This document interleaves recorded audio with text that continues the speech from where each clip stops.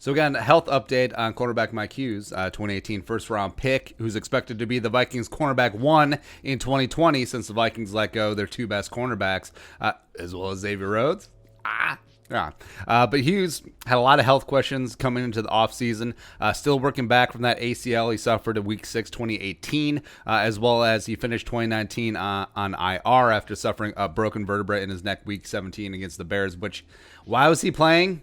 Why was he and Mac playing? You didn't have either of them for the playoffs, but I digress there. Yeah, Mike Hughes with a broken friggin' neck. Yeah, and then there had been initial reports in April that the neck had checked out, was going to be good to go. We recently followed up, and we're now hearing that there was no setbacks. Again, necks, especially vertebra, can be very iffy. And if anyone's ever had neck problems, you know for sure. Like, all it takes is just like, sometimes it's just like a sneeze, and then all of a sudden, oh, that disc slipped. It's rough, right? But he's going to be good to go for training camp, as well as that knee is 100% for the first time in a long time. Now, we as Vikings fans certainly have a skewed view about ACLs just because of stupid Adrian Peterson and his 2012 season, right? So, late in the season, 2011, I almost want to say it was Week 15, somewhere there, at Washington, at FedEx Field, stupid Landover, Maryland. Adrian tears his ACL. Remember, they have terrible turf out there, ACL Arena,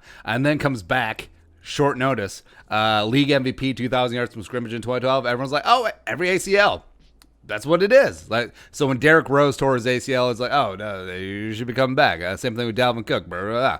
No, ACLs are not like that. Adrian is just a freak of nature. He just is, right? So Dalvin's, down 2018 after tearing his ACL in 2017, partially due to his hamstring in his recovering leg. I mean, there are ancillary drawbacks when it comes to coming back from an ACL, and it really is a 2-year injury. It just is, especially for positions where you do have to have a lot of cutting out there, a lot of change of direction.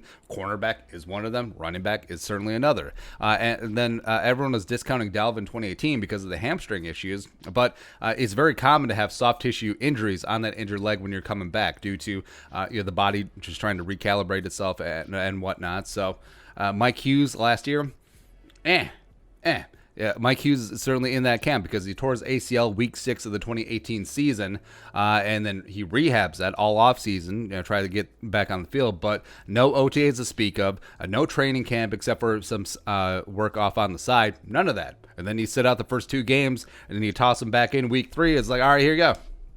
Best of luck to you. Played 500 snaps on the season.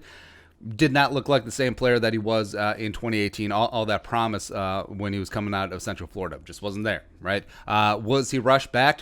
Yes, absolutely he was. Should he have been on the preseason and potentially regular season PUP, physically unable to perform less? Yes. Yes, he should have. But one of the big reasons why I think Hughes was rushed back is because Holton Hill was on his 8-game suspension, and then everyone and their mother knew that Xavier Rhodes, not so much, right? So Hughes, when they got him back on the field, as well as all season long, he may have been like 80% maximum. But apparently Hughes, another full year removed from that ACL. Remember, like we said, ACLs tend to be like an 18-month, 2-year recovery. So he's going to be good to go there. The neck seems to check out, and that's going to be good to go. And I still believe that he can be that alpha dog. He can be that cornerback 1 that the Vikings sorely need, as well as what they thought they were getting when they took him in the first round 2018 instead of Will Hernandez.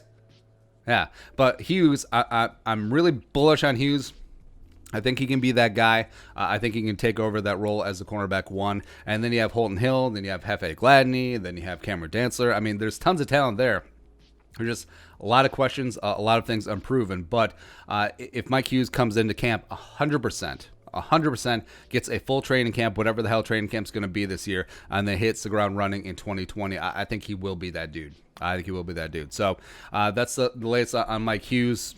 Going to be good to go. All right, your thoughts, let us know in the comment section below. Subscribe for daily Vikings takes. If you want to support the work, pull us up in the Venmo. Plus, give us a follow on social media as well. Until next time, Skull, production value.